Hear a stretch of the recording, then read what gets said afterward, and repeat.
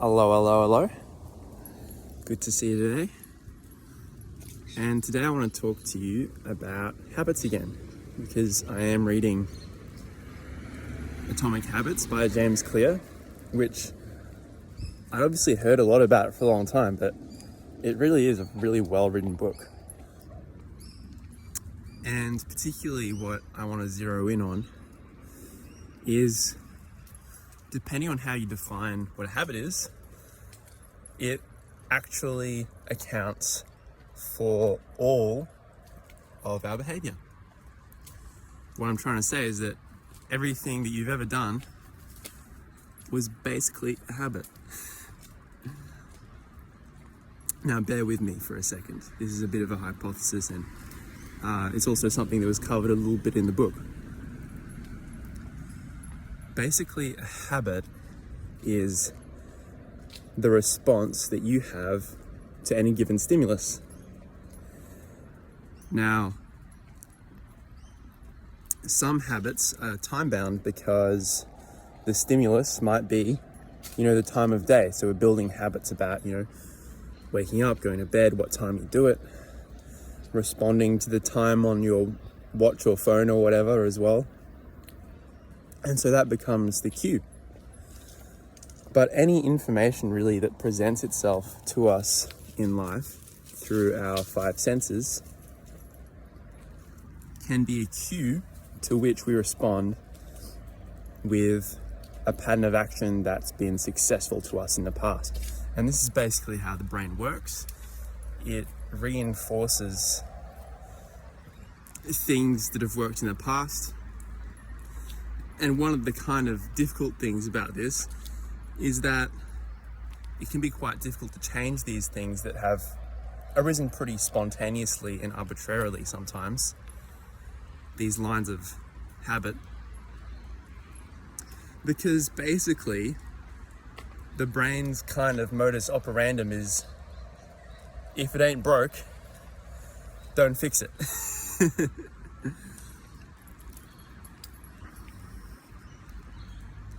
Now here we reach a very interesting point, I think. Because you might ask, well, what about critical thinking? What about the ability to think about the paths of actions that we're taking and to then examine our actions and decide to do something differently in the future? Well, that is a very good question. And to that, my answer is that the entire critical thinking system, prefrontal cortex, whatever, bear in mind that I'm not like a psychologist or a psychiatrist or anything like that. I'm just someone who thinks about things a bit. So take everything with a grain of salt, but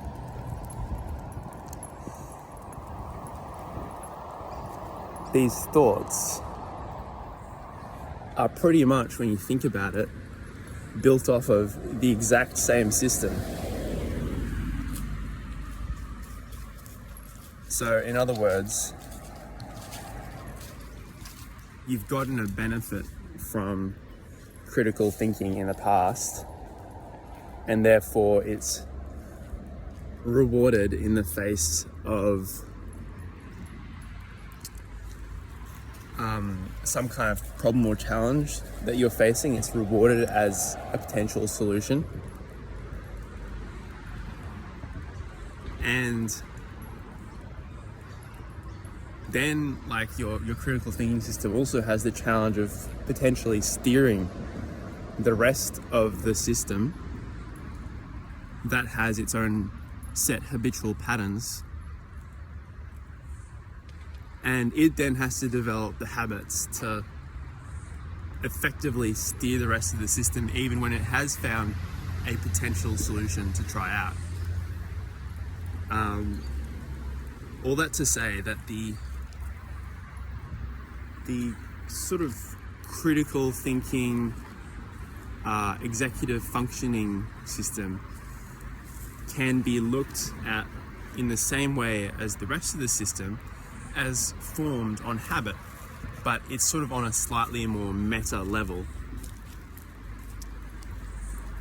And that's basically what learning anything is. It's training a profitable habit of thinking, if that makes sense.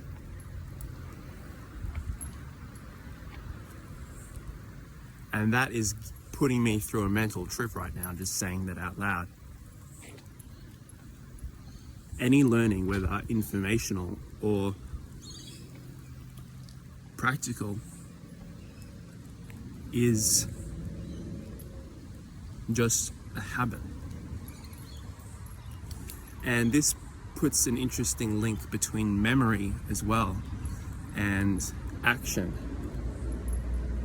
where all action is basically based off of memory.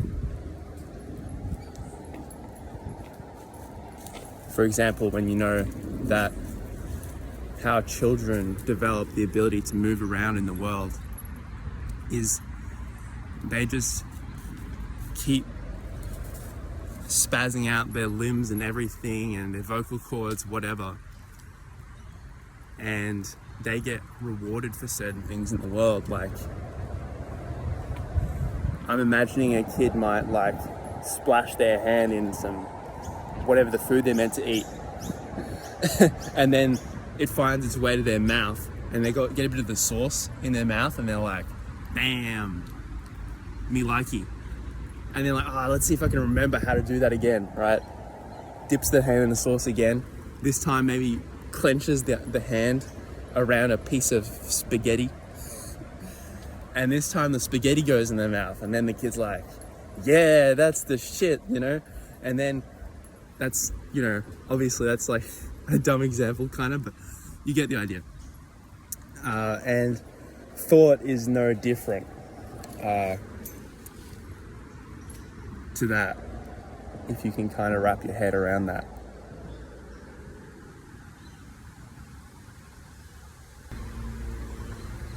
Now, I do have one final rebuttal against that initial point that I made, that everything we do is habit, which is kind of obvious from the point of view of the baby example that I just gave, or child example, or whatever,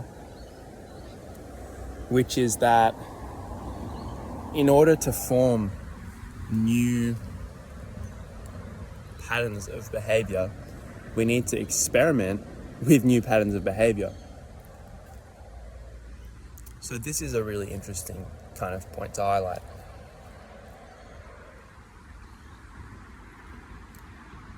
And a very interesting one, and it's a bit difficult for me to wrap my head around how to talk about it, because there's a lot of points I can bring up. For example, as adults, a lot of the experimentation is going to be stuff that we have already tried in the past, but for whatever reason we've opted to form a different habit path. So it's rare that we do try something that's just completely new, you know?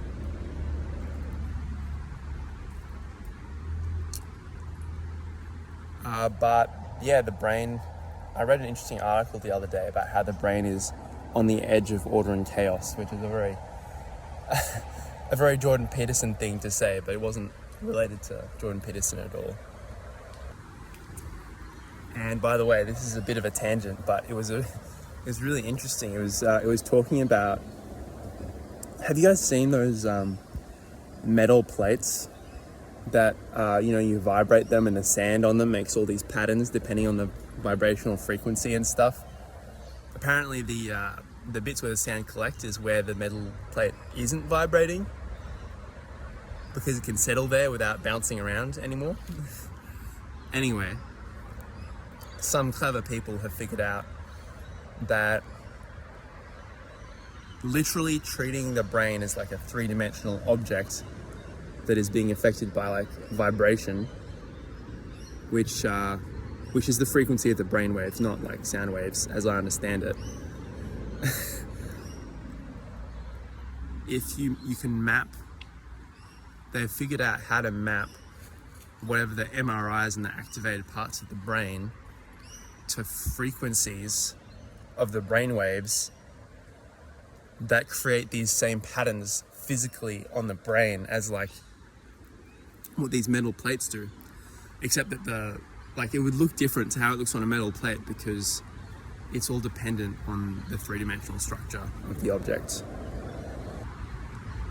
Anyway, that article was actually about how applying this study to like psychedelics, I think, and how that puts the brain more on the edge of order and chaos, or closer to the chaos, but still somewhere in the balance, hopefully, so that's why people say, you can make more new connections after having taken psychedelics or when taking psychedelics, because the brain is more so communicating all the way through it. Anyway, I don't know how I'm going to be able to connect all this back.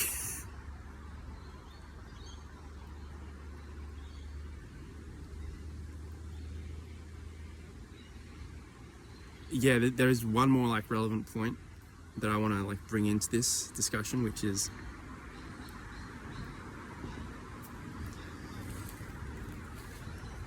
there's a nice little phrase that I think I came up with it myself. I don't know if I've heard it anywhere, but it's kind of obvious. It's very obvious, which is that which persists exists.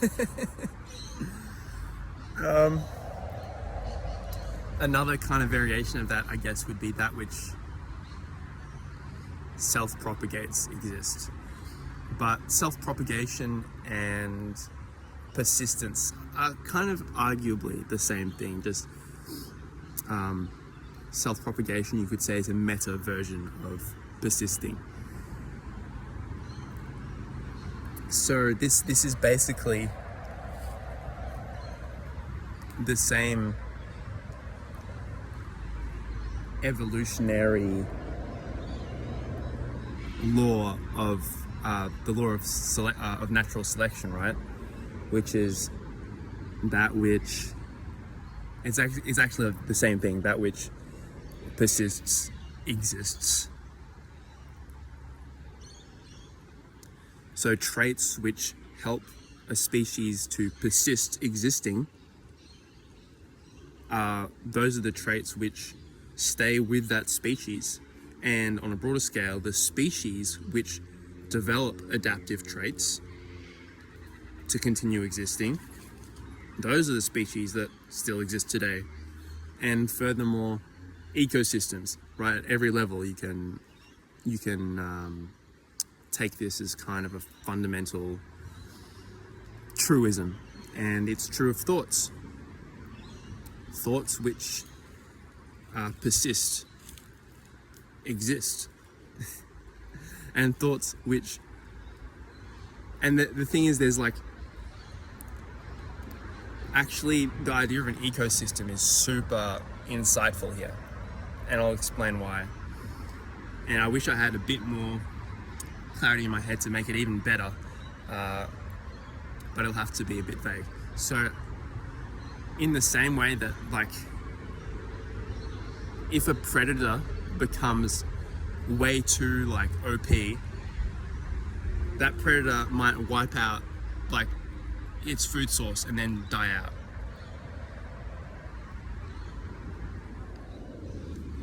Now, in the exact same way, a thought or a pattern of thinking that is going to destroy the host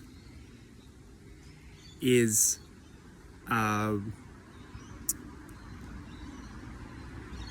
that will be maladaptive at some point, because it will, once the host is dead, the thought no longer exists either. You know what I'm saying? So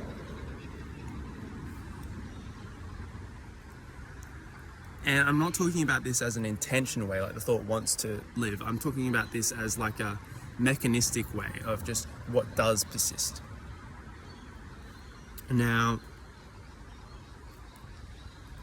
okay, this is getting very semantic and intellectual and stuff, whatever. I enjoy it.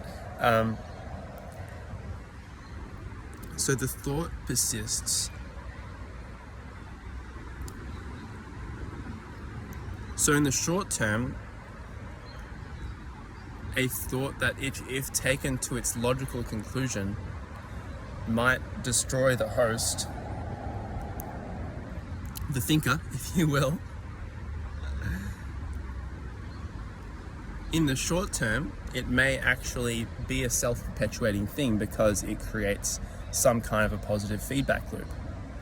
This is why we generally say that every bad habit serves some purpose. So in terms of like, I've listened to a lot of complex PTSD type kind of YouTube content creators. I don't know, very reliable source. But anyway, maladaptive patterns at some point, at least for the short term, had a really adaptive purpose. And at some point, that is going to kind of,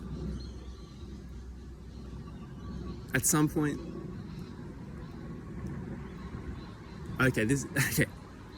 So imagine this, a mechanism that has the ability of stopping the thought from destroying the organism before the organism gets destroyed is going to persist. So it makes sense that we have systems in ourselves that, if such a thought pattern exists within us, are going to try to counteract that thought pattern before it completely obliterates the organism that we are. Now,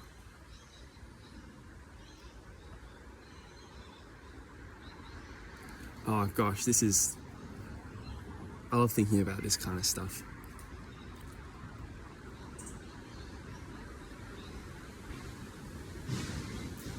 So we can compare this a little bit to like the apex predator. What's going to happen is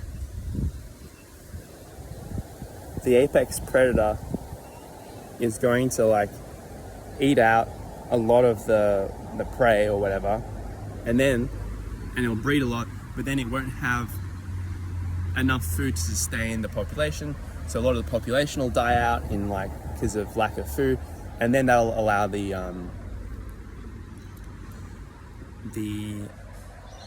prey to like propagate in a bigger number. So it may not be about thoughts being like 100% negative, but maybe it's more about the balance between them. I'm not totally sure about that.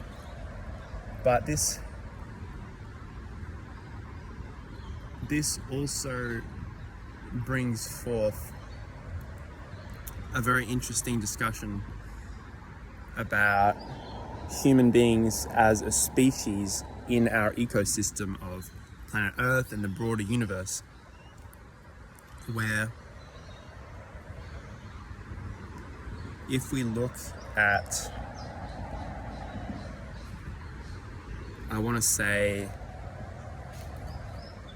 short-term, like, there's obviously a lot of, they can feel like, this can be a perception that there's a huge amount of tension between the self-interest of an individual to kind of reach their full potential, find a place in society, and also act in a way that's beneficial to the entire environment. Because there's this same kind of thing where you can, as part of the Earth's ecosystem, at what point do we then become basically a parasite on the system? And if we treat it like thought, basically we're desperately trying to develop our prefrontal cortex, so to speak, as a species, as a collective group, to be able to prevent the catastrophes of some kind of,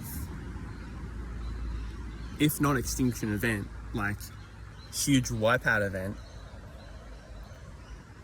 due to our lack of ability to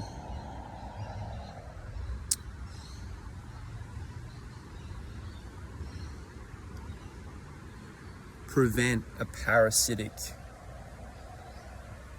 thought or motivation that would cause us to self-destruct the species and the planet.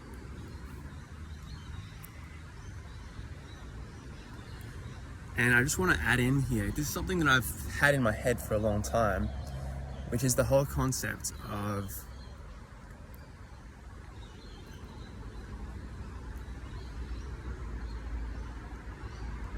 if I change, it won't have enough of an impact to help the whole world, and it will only disadvantage me unless everyone else also changes. And that can create a kind of nihilism and pessimism. Anyway, that's a bit of a bitter note to end the video on, but I don't basically it's the brain looking for a solution. And why is it looking for a solution? Because it's learning that that's the way to that which persists exists. I have one last thought that I'll have to cut into the video, because I think I just kind of, my mind wandered off this point while I was speaking. And this is that it's the point of all action is habitual, which is probably not absolutely true, but in the same way of that which persists exists within the lifespan of a human being, as I was already kind of covering, that also applies within evolution of human beings, which means we already evolve certain predispositions of experimentation and how we live in the world based off what's worked and been kept in our DNA of how we live. Anyway, that was a whole can of worms right there. That was a whole can of worms. So yeah, if you listen to all that, thanks for spending your time with me, choosing to do that. I had fun. And if you liked, subscribe if you'd like to have more conversations like this. And I want to give you another variation of the same tool that I've shared in other videos. No, actually a different tool. This is one that I've kind of been hearing from Alex Hormozi, which is basically like determine what line of action,